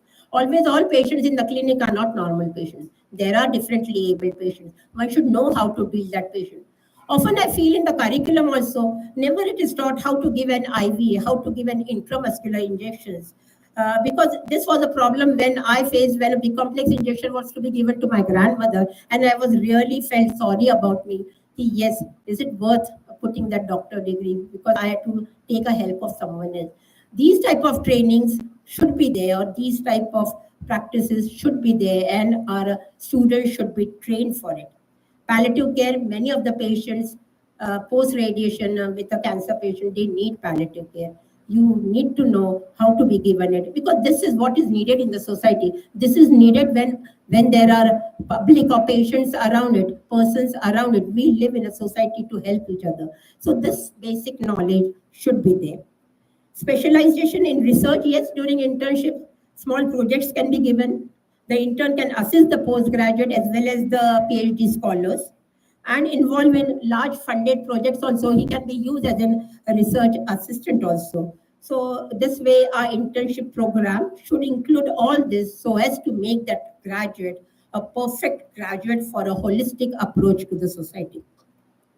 So after internship, he can be a practitioner, an administrator, competent to work at the health centers, academicians, or a researcher. Then the next last concept is internationalization, where we want to make our India a domain or a hub of education, where, where professionals from outside abroad should come to us. Our students go abroad. Yes, for that we have, abroad counseling also. Our alumni also tell them how to go abroad. So this is what is the concept is. We need to have a globalization. We need to come to know a global problem. Our students should go to an excellent centers outside where they will have an excellent infrastructure, a very good inventory over there. And students from outside, we should make India in such a way that students from outside should come to India and see, because we have a richest clinical material which is not there outside. So that is what is internationalization of education. So greater mobility for study and research abroad. Exchange program should be there with students and the faculties. Students and faculties should go abroad. We should have an MOU, and students from abroad should come to us. And this is one area where I discussed that day with Commissioner, sir. That, sir, fees is more. We have to give a fees for this MOU, and then from where the funds. That is always a question in the government institution, this I raise. So international students, officer also should be there, who will support in admissions, who will support in transfer of academic credits also. So that is needed for smooth transaction.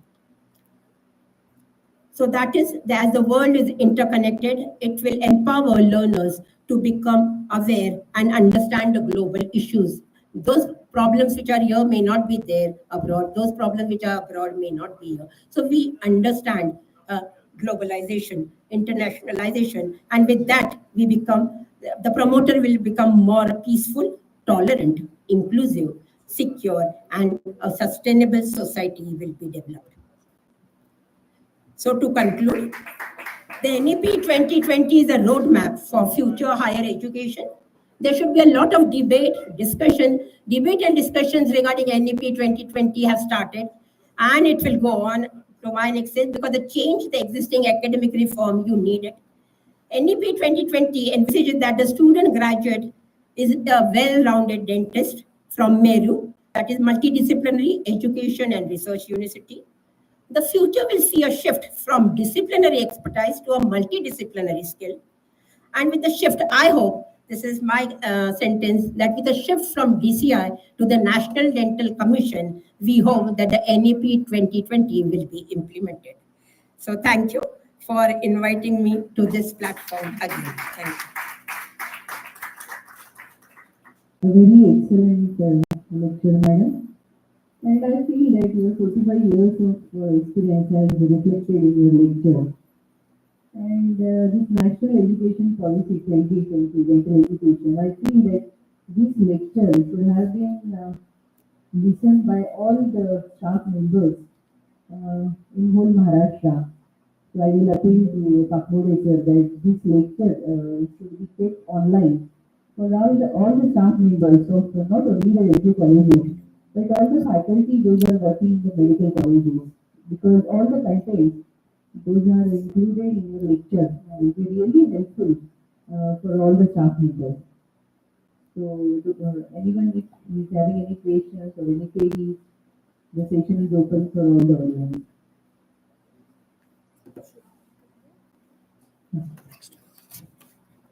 Thank you so much, ma'am. I request our chairpersons to please felicitate ma'am.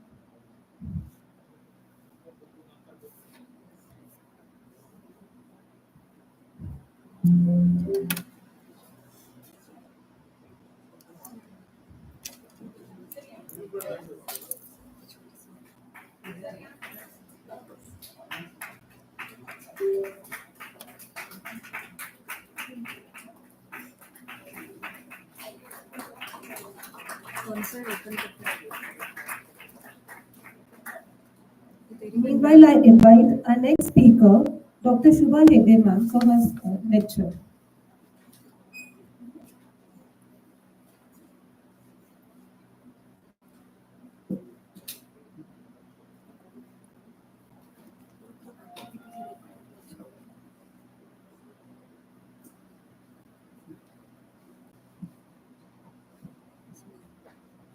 It's my pleasure to introduce Shubha Hegde. She has passed her period from the Government Dental College and Hospital, Mumbai, and completed her MBA from GDC Nagpur. Presently, she is pursuing her PhD from GDC Nagpur.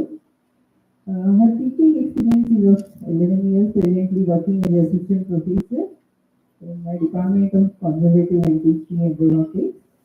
She is a coordinator for IQSC, and she is the alternate member secretary for institution and committee. She has many international and national publications and presentations. So welcome, Shubha. You can start your lecture.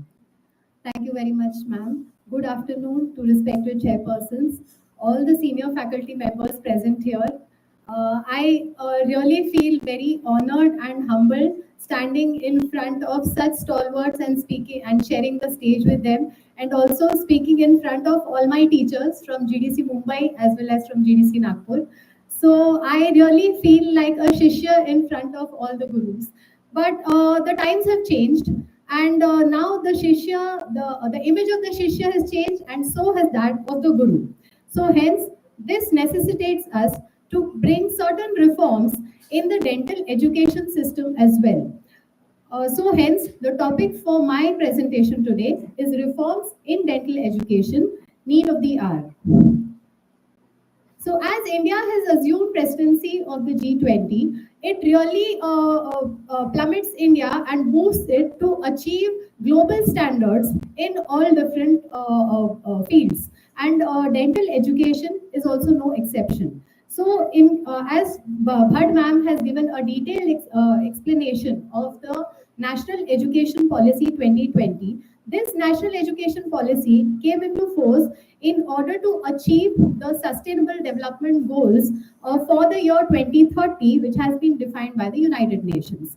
Now, the main ideas behind this National Education Policy are that it should provide lifelong learning opportunities to people of all ages. It should help in forming productive employment by giving allied different types of vocational courses. It should try and improve the gross enrollment ratio presently, which is at just a dismal 26%, and we hope that it increases to 50%. And also, it hopes to groom our youngsters and keep them prepared for the upcoming digital age. Now, the present education system falls under the lower tiers of the Bloom's taxonomy, as we can see, where we focus more on remember, understand, apply, and probably a little bit of the analyze. But very rarely do we touch upon the higher tiers of this learning pyramid. So to overcome all these loopholes and also to meet the need of NEP 2020, the University Grants Commission has given a concept of outcome-based education. So today I will be trying to explain the various aspects of this concept, that is outcome-based education, which will try and improve the present situation of dental education as it exists. So the various aspects here are, first part is of the planning of the education, then comes the implementation, then the assessments, and finally the audit. So we'll have a look at these aspects one by one. Coming to the planning, first let's understand a few concepts regarding program outcomes and course outcomes. First of all, what is a program? So program, as ma'am has said, BDS, MDS, these are programs. So these are predefined set of courses which are uniform throughout the country, and they are to be completed in a stipulated time for a student to get a particular degree. So broad program outcomes are predefined and given to all, which have to be followed by everyone. Now, an example of a broad program outcome is a PDS student should have the ability of critical thinking and problem solving attitude to come up with a detailed treatment plan for patients. So, in order to achieve such a program outcome, there are certain courses that will help us to achieve these outcomes. So, what are courses? Courses are what we today call as subjects. So, general anatomy, general medicine, public health dentistry. So, these are the various courses that are required in order to complete a program. So, now here the difference is that the broad program outcomes are predefined and are to be followed by everyone. But in order to achieve these program outcomes, the various course outcomes which need to be defined can be defined by various universities and the health education institutes through their various innovative ways. So here is where there is a scope for improving and creating some flexibility in the way that the courses are conducted by different institutions. Now, as ma'am has already mentioned, that courses can be core courses and elective courses, because the national education policy wishes to give flexibility to students. If they lose interest in a particular program, they should have the freedom to try and divulge and go to certain other courses which they might find more interesting. Now, from program and courses, we come to a concept that is competency. So, what exactly is a competency? In simple words, the theoretical knowledge, when combined with practical skill, together would be called as a competency. So, for example, if we can say that measurement of periodontal pocket depth is a competency, because it requires the theoretical knowledge of normal healthy gingiva as well as inflamed, and it also requires a practical skill, that is correct instrument, and it should be placed in the correct way in order to measure the pocket. So we can define such an exercise as a competency. Now that we have understood program outcomes, course outcomes, and competencies, the big tricky and tedious part is what is called as the POCO mapping. So various program outcomes which are predefined are given to us, and now it is up to institutions and universities to define the course outcomes which are in alignment with these program outcomes, and again define the competencies. So as an example, I have just stated here that a program outcome states that a student who has completed the BDS course should know how to perform restoration of teeth. Now, in order to achieve this, various course outcomes would be defined. That is, a student should know restoration with dental cements, with dental amalgam, with composites, and should know the management of deep carious lesions. So now these are the broad course outcomes that have been defined, which can change from institute to institute. And in each course outcome, there can be multiple competencies that need to be defined. So as an example, for restoration with dental amalgam, we need to know the classification of cavities. We need to teach them the properties and manipulation of amalgam. We need to tell them the indications and the method of restoration with amalgam. So this, as an example, this is how the POCO and the competency mapping is to be done by universities and the institutions. Apart from this was an example where one program outcome was achieved with a single course, but sometimes the courses are interrelated, and hence integration is a concept that was initially introduced by the National Medical Council. The idea here was to interrelate or correlate between the basic sciences and the clinical sciences and correlate between them. So integration can be horizontal integration or it could be vertical integration. In horizontal integration, there could be a topic which is common across various courses to be conducted in the same year. As an example, if we take local anesthesia, it is taught in oral surgery, but it is applied in periodontics as well as conservative and endodontics, pedo as well. So it could be developed as a module where all these aspects are covered and taught to the student together.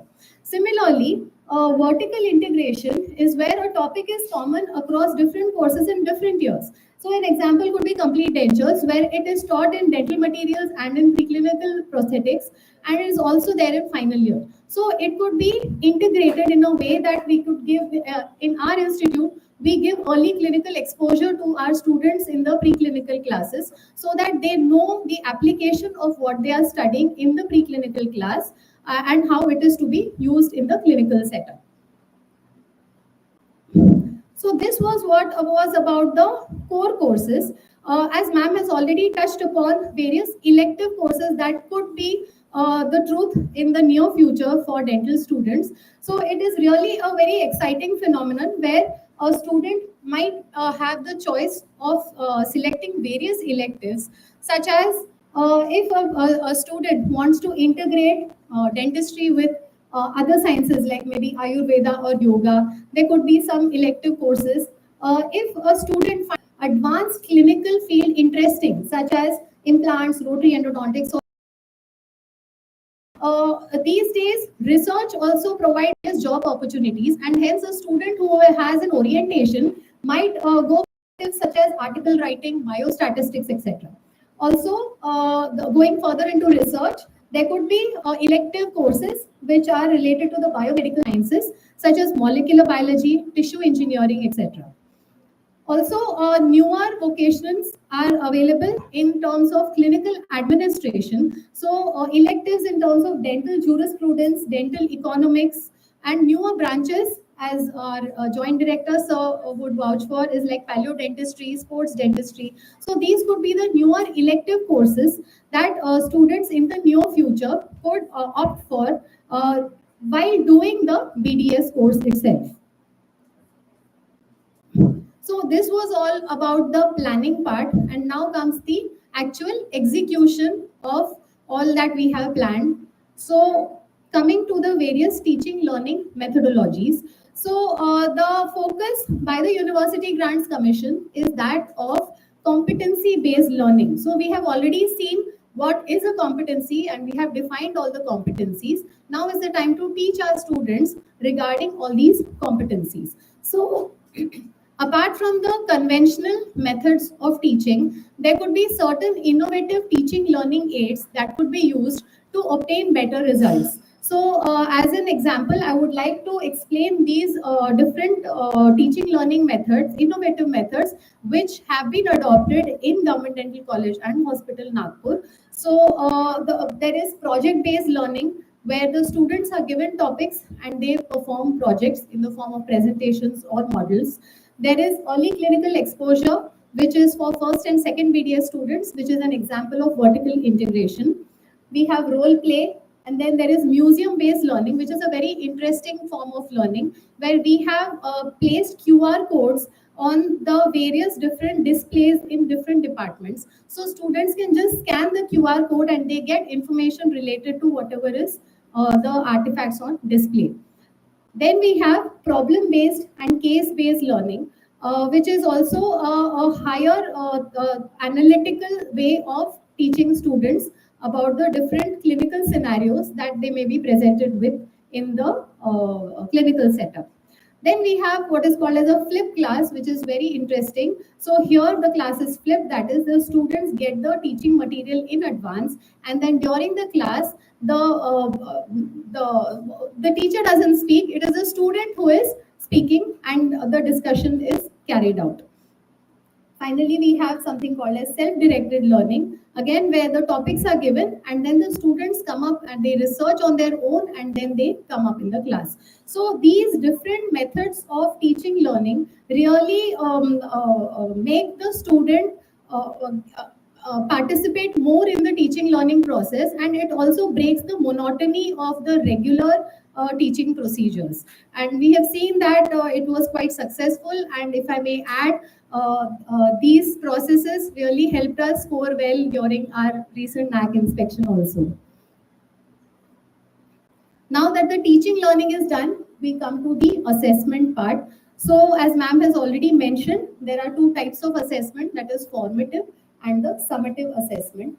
So formative assessment is what is done during the course, and the basic idea of this formative assessment is to get feedback both for the student as well as for the teacher. For the student to see whether he is performing well and learning, and for the teacher to see whether the teaching learning methodology that is being applied, whether it has been effective or not. And here again, there is absolute flexibility for various institutions to come up with their own ways of assessment. Uh, Summative assessment is what is done at the end of the course. It is done at the university level, and here there is evaluation that is done by comparing against a benchmark. So we all know that the MUHS, it really it has the typical system of the internal assessments. But apart from that, also institutions can come up with their own ideas of formative assessment. I would like to highlight two examples over here, which have been devised by GDCH Nagpur and have been copyrighted. So the first one is STAR, or the Student Training Assessment Rating System. So this is a system in which the competencies of the student are assessed in a regular manner, and the improvements of the student can be very well charted. So a demonstration is given by qualified staff, and after practice sessions given to the student, they are assessed through this STAR rating. So let us just take a quick example of, say, a radiographic technique assessment. So this particular competency is divided into various parameters, and they have been given a scoring pattern. So for small steps that a student has to learn in this entire competency are divided, and the total score is kept at 10. So when the student performs, he is graded on each of these points whether he has performed it or no. So you can see that on the first assessment, the student will know exactly where he is going wrong. Suppose his film placement is not proper, he will know that he has to improve over there in the next assessment. So here we give three options, three chances to the student to try and improve on his score. And based on the score, there is a rating that is given. So based on the score, the rating goes from 1 star to 5 stars. So this also gives a visual rating for the student as well as for the teacher, which can help in charting the progress of the student. So we found that this was quite helpful because the student knows exactly where he needs to improve in a given competency. The second one, which I would like to explain, is the reflection log. Now, this is a corollary of self-directed learning, where because we are not teaching school children anymore. We are teaching adults in a way. So here there is a concept of self-directed learning where the students are supposed to reflect upon what they have been taught in the class. So there are various aspects of this reflection log. That is, they are supposed to maintain a diary. It's like a structured diary that they are supposed to maintain, in which after every topic that has been taught, they are supposed to write down whatever thoughts come to them under these headings. That is, they need to describe what there was the existing knowledge of the topic, then what they felt, whether it was difficult, easy, or what they felt about the topic, evaluation of whether they liked it or not, then analysis of what were the difficulties they might have in the topic, self-analysis, and finally the action plan of how they would like to learn the topic and probe it further. After formative assessment, we come to summative assessment. So summative assessment is presently we all know only about the marks and the percentage system, but soon gone will be these days, because there are new concepts which are already popular in various other fields. All of us are now hearing this terminology of CGPA, which is quite common, though it has not come in our field yet. So it is a very common terminology in internationally, and also in the engineering field. So soon dental students will not be given marks and percentages. What they will be given is a grade, and those grades will be later converted into what is called as a cumulative grade point average. So that is the CGPA, because we want to make these grading systems uniform based on international standards. So for that purpose, we need to change our marking system and convert it into this form of a grading pattern. Again, the credit system, which ma'am has already highlighted upon. So credits would be given to students on core courses as well as the elective courses. It will be based on the number of hours that they have spent or attended the particular course, as well as the marks that they have achieved in the various assessments. So based on that, they would be awarded certain credits for a particular course. Now, related to that is the academic bank of credits. So these credits which they have been awarded would be saved in the academic bank of credits once the UGC makes it available to the students. And say if a student after 2 years of BDS feels that he is no longer interested and wants to pursue something else, then the credits which they have gained in the 2 years would come to use when they switch courses or when they switch to certain other university or some other field. So this is what will be the advantage of the academic bank of credits, where the student will have utmost flexibility in deciding what they wish to do. And so this may lead to awarding of alternate degrees. So if a student has taken admission for the BDS program, it is not necessary that at the end of the program they'll get a BDS degree only, because of the different electives they might have chosen, and because of various different directions they would have taken during the program, it could so happen that they would be awarded certain other alternate degrees as well. So this really gives us a glimpse of how interesting education system is going to be in the near future, and of course a challenge for all of us as well to understand the system. So once we are done with the assessment at the end of one academic year, it is the job of the institutions to perform the academic audit. So in the academic audit, what is important is to come up with an outcome analysis report. So what we had done initially in the planning, that is trying to align the program outcomes and course outcomes with the competencies. Now we need to see whether we have actually achieved what we had tried to plan out.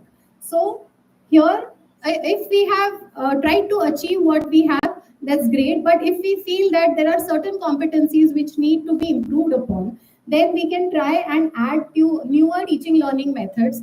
We can add additional course outcomes which can be mapped accordingly. And also various stakeholders' feedback is to be taken into account in creating certain modifications. So whatever modifications that we wish to achieve are to be added in the next planning for the next academic session. So this brings us to the complete circle of outcome-based education, where we have done the planning, then we have done the execution, the assessments, and the audit, and whatever needs to be changed can, again, it's the cycle continues. So dentistry is really changing very fast, and definitely we also need to keep up pace with these changing trends. And so that's why I would say that there is going to be a lot of exciting things going to happen in dental education. So all of us need to be well prepared for it. At the end, I would really thank our Dean, Dr. Datarkar sir, Research and Development Cell Chairperson Karaskar sir, and my Head of Department, Varat Pandey ma'am, for giving me the opportunity to stand before you all and speaking. Thank you. Thank you, Shubha. It was an excellent presentation, very helpful, and all the information is very helpful to all the staff members who were attending it.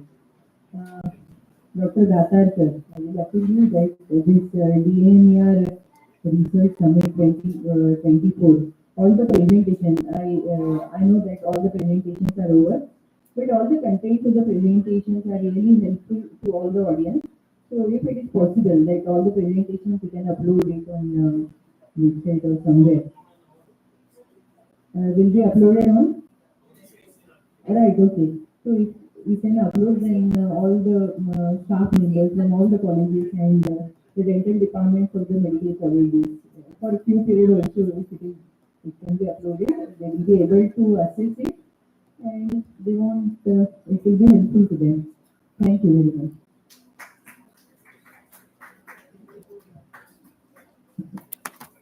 Thank you so much, ma'am. Ma'am, actually the whole program today was also going on YouTube Live. I request our chairpersons to felicitate Dr. Shubha Hete, ma'am.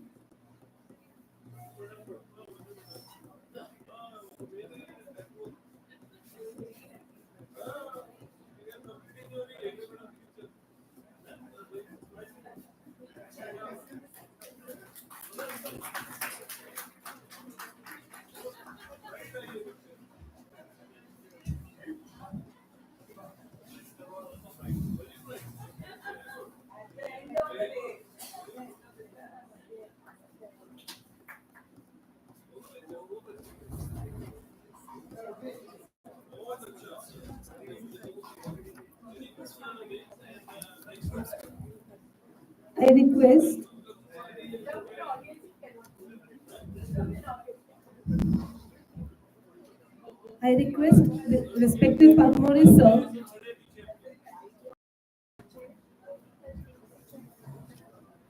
I request